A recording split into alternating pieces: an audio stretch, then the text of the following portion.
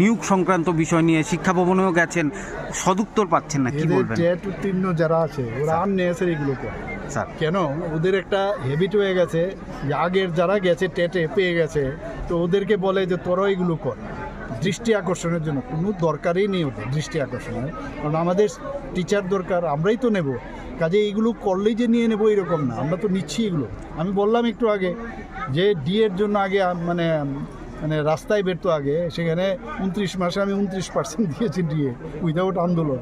তো টেটের হবে, আমরা তো টেট পরীক্ষাটা নিচ্ছি, তো আমরা তো ইচ্ছে করলে তাহলে টেট বন্ধ করে দিতাম যে টেট আর করবো না। অর্থাৎ আমাদের যে ডিমান্ড আর সাপ্লাই দুটো যাতে সমতা থাকে, নিশ্চয়ই ওদেরকে নিব। আমার সাথে দেখা করলেই হয়ে যাবে এরকম না, সব খবর আমার কাছে আছে। হ্যাঁ, আর ওইভাবে যাওয়া এগুলো তো অনেক সময় অনেক জায়গার থেকে ওদেরকে পোক করা হয় যে যাও এগুলো করো, তাতে আমরাও যাতে একটু মাইলেজ পাই। আমি ওদেরকে বলবো please need not do this things. মাথায় আছে, সব হবে, সময়ে সব কিছু। ধন্যবাদ।